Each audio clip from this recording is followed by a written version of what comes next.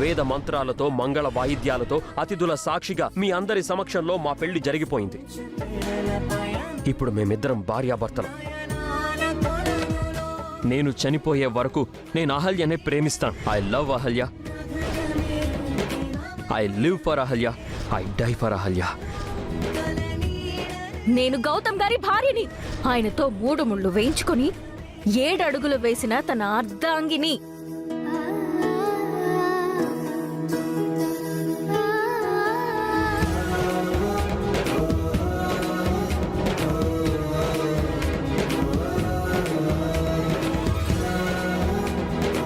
Thank you madam.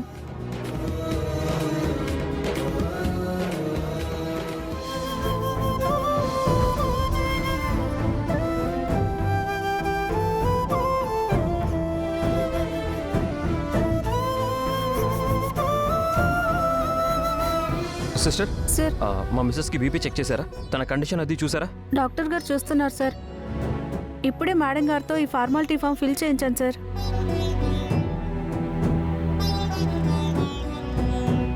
Gautam,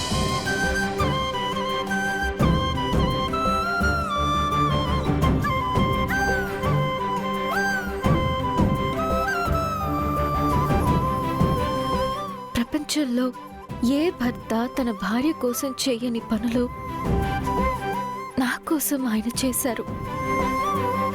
దేవుడంటూ ఉంటే అది ఆయనలా ఉంటారు.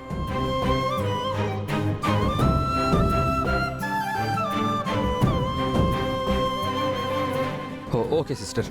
Okay sir.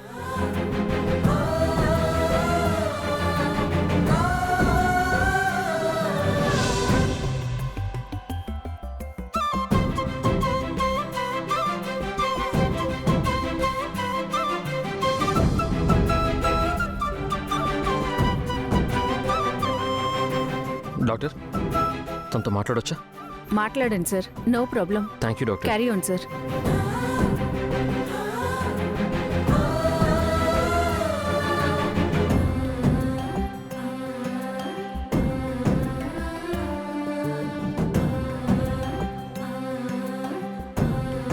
శ్రావ్యకి ఇప్పుడు ఎలా ఉందండి? తను ఓకే కదా? బానే ఉంది కదా? తనకి ఏ సమస్య లేదు కదా? చాలా థ్యాంక్స్ అహల్య గారు. మీ వల్లే శ్రావ్య ఈరోజు ప్రాణాలతో ఉంది. మీరు లేకపోతే శ్రావ్య ఏమైపోయేదో. Thank you so much. Thank you. అదేంటండి అలా అంటారు? శ్రావ్య ఏమన్నా నాకు పరాయిదా? శ్రావ్య నా ఆడపడుచు.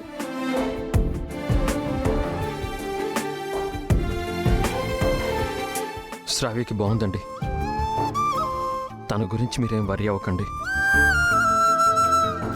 కాసేపట్లో మీకు డెలివరీ చేస్తారు. ఇక్కడ నేనున్నాను, మన ఆకాష్ ఉన్నాడు, డాక్టర్ ఉన్నారు, ఒక సీనియర్ గైనకాలజిస్ట్ కూడా రాబోతున్నారు. పక్కనే ఉంటాను. మీకు ఏ సమస్య రాకుండా చూసుకుంటాను. మీరు నా పక్కనుంటే నాకంతే చాలండి. నాకు కొండంత ధైర్యంగా ఉంటుంది.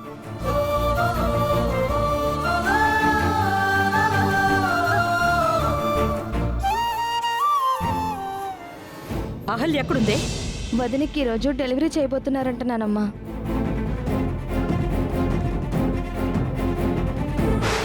ఇందాకే అన్నయ్య కూడా వచ్చాడు. ఏంటి దాని కండిషన్ క్రిటికల్గా ఉందని చెప్పావు? డెలివరీ అయితే మాత్రం బిడ్డ బతుకుతాడా ఏంటి మామ్? అది పడిన స్ట్రెస్కి ఈ పాటకి ఎప్పుడో చనిపోయి ఉంటాడు. You don't worry. పదండి, ఆ అహల్య ఎలా ఉందో, దాని కడుపులో ఉన్న నా ముని మనవడు ఎలా ఉన్నాడో చూసొద్దాం. అదిగో అన్నయ్య వస్తున్నాడు.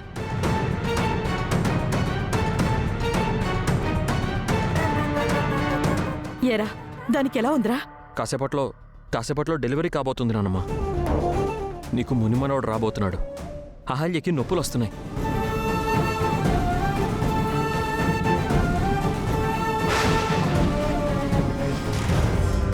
అయినా శ్రావ్య కోసం తనలా చేయడం ఏంట్రా? కడుపుతో ఉన్నానని ఆలోచించాలి కదా. అలా చేయకపోతే తన అహల్య ఎందుకు అవుతుంది నానమ్మ? అయినా తను చేసింది శ్రావ్య కోసమే కదా. తను అలా చేయకపోతే ఈ పాటికి శ్రావ్య ప్రాణాలతో ఉండేది కాదు. అది సరేరా, ఇప్పుడు దానికి ఏదైనా అయితే దాని కడుపులో ఉన్న బిడ్డ పరిస్థితి ఏంటి? నువ్వు కంగారు పడాల్సినంత ప్రమాదం ఏం జరగలేదు నానమ్మ. కడుపులో ఉన్న బిడ్డకి ఏమీ కాలేదు. నువ్వు కంగారు పడకు. ఈరోజు డెలివరీ జరుగుతుంది. ఏంటి, కడుపులో బిడ్డ బాగానే ఉందని గౌతమ్ చెప్తున్నాడు? నేను చూసుకుంటాను, నువ్వు వరి అవ్వకు. మీరేం వరి అవ్వకండి బామ్మగారు. నేను గైనకాలజిస్ట్నే కదా. అహల్యకి ఏ ఇబ్బంది లేకుండా నేను డెలివరీ చేస్తాను. అవసరం లేదు. నువ్వు డెలివరీ చేస్తానంటే నేను ఒప్పుకోను. ఏ, ఎందుకు ఒప్పుకోవురా? ఆదిత్య ఏమైనా పరాయిదా? తన కూడా డాక్టరే కదా. తను డాక్టరే కాదు, మంచి యాక్టర్ కూడా నానమ్మ. ఏం మాట్లాడుతున్నావు గౌతమ్? నువ్వు ఇలా ఇన్సల్ట్ చేయడం ఏం బాగోలేదు. ఇంతకుముందు చాలాసార్లు తన అహల్య విషయంలో ఏం చేసిందో నాకు బాగా తెలుసు. అందుకని ముమ్మాటికి నేను తన అహల్య దగ్గరికి వెళ్ళనివ్వను. నీకు నా మీద ఆ మాత్రం నమ్మకం లేదా గౌతమ్? నేను అహల్య విషయంలో ఏ రిస్క్ తీసుకోదలుచుకోవట్లేదు. నేను ఎవరిని నమ్మదలుచుకోవట్లేదు. మనుషుల మీద నమ్మకం పోగొట్టుకుంది నువ్వు గౌతమ్. నువ్వు మళ్ళీ నమ్మకం గురించి మాట్లాడుతున్నావా? ఆదిత్య మీద మాకు నమ్మకం ఉందిరా. ఇక నుంచి అన్నీ తనే చూసుకుంటుంది. తనే దగ్గరుండి డెలివరీ చేస్తుంది. అరే నేను వద్దని చెప్తున్నాను కదా నాన్నమ్మ.